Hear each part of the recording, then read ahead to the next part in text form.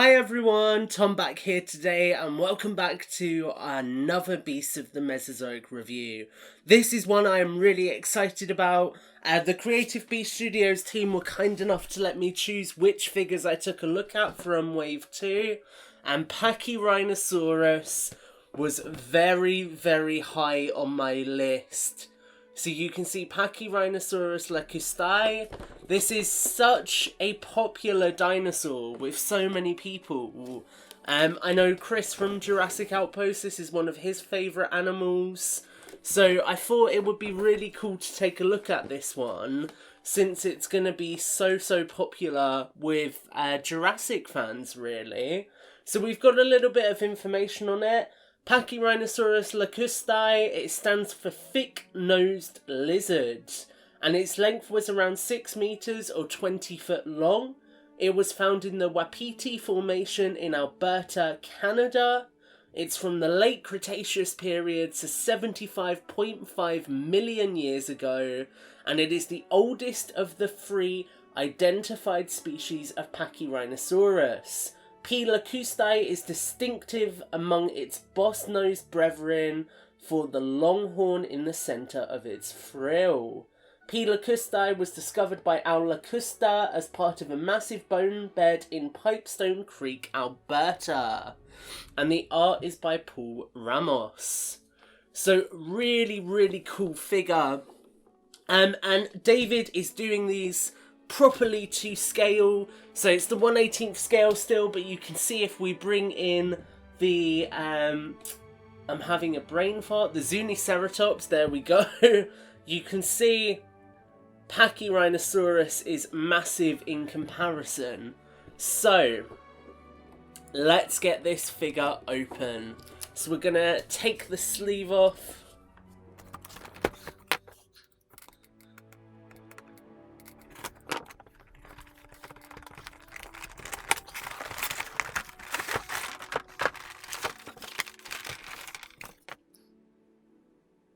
Okay, and unpausing the fast forward for a moment, you can see we get another beautiful background, this one of a rocky waterfall, and we also get the usual instructions for the tail, and also if we open this one up,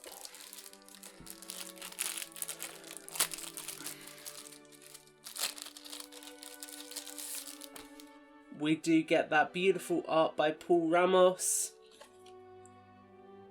And again, that toy photography on the back is stunning. So, Pachyrhinosaurus in the packaging. Let's get this one out.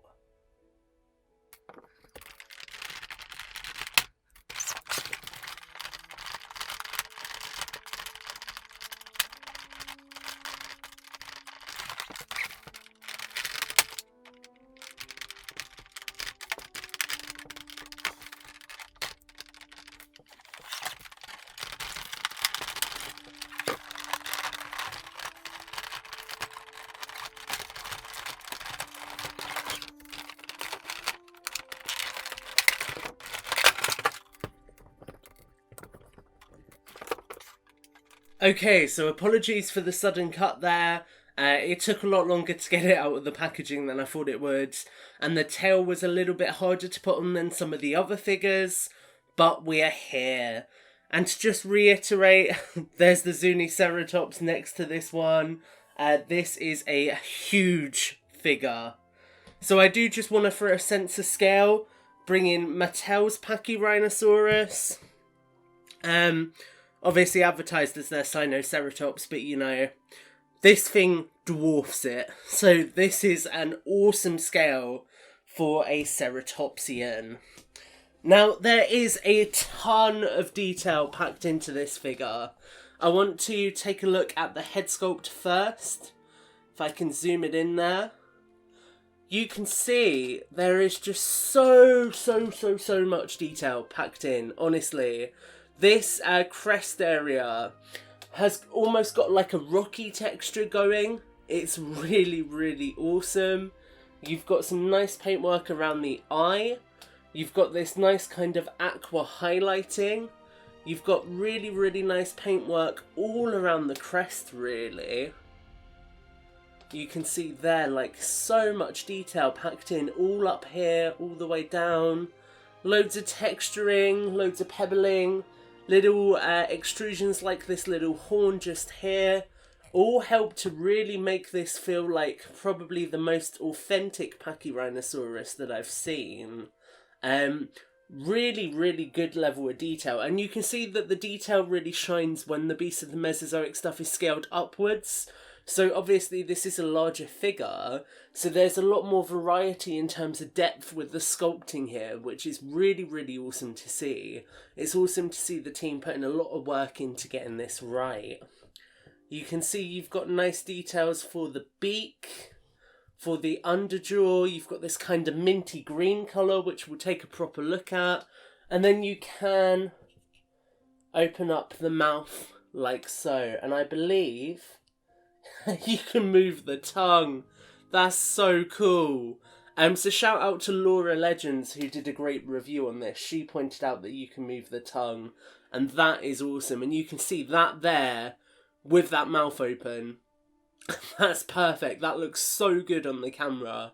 I hope you guys are enjoying this look at this figure. So really, really beautiful head sculpt, fantastically achieved. And then we move into the figure's body, and you can see there's even more additional detail here. We've got this really, really nice pebbled skin interwoven with these extrusions on the dinosaur skin. Now, I'm not sure what these are from, so if you know a little bit more about the physiology of the Pachyrhinosaur, let me know. What are these little dots all across its skin? They look like bumps almost. You then get this beautiful kind of striped effect on top, and again a crest going down the back a little bit. Some nice detail even in these that you can't fully appreciate on camera. Lots of sculpting packed into those, and again that does continue down the neck as well, as you can see just there. That's actually hitting the light really nicely there. So really, really good depth of detail throughout this figure. You've got the tail, which is obviously on a ball joint. You can see the nice detailing continues down that tail. I have just popped that off, unfortunately. I didn't quite push that all the way in, so I'll have to sort that off camera in a moment. But you can see just so much detail packed in. Again, coming down to the legs, the feet have got additional detailing. You've got so much in the way of sculpting packed into this thing. The underbelly's got detailing. You've got these nice stripes coming down the middle. All of this is spot on. You've got really, really nice sort of dynamic creases and folds in the skin there as well. That's awesome. That adds a lot of depth to this. And you can get the head properly like down in there to get it so it looks like it's looking down, it's looking up. You get some really, really cool posability out of this figure. So we will take a look at the articulation quickly. If I bring us out. So we can look all around with the head. The tail's on a double ball joint, but obviously I need to go away and reattach that. The legs go in and out a little bit, come forward and back. You got knee joints, double ankle joints there and there. You got the joint in the middle at the torso, joints here, and one joint in the forward ankle as well. So loads and loads of posability with this, and you can get some really, really great dynamic poses. And I actually think, just because of the detail in the face, this may be one of my favourite dinosaur figures to date. So let me know what you think of the Pachyrhinosaurus in the comments down below. There will be a link in the description to buy this figure. Honestly, if you're a dinosaur fan, you're doing yourself a disservice if you don't pick this one up.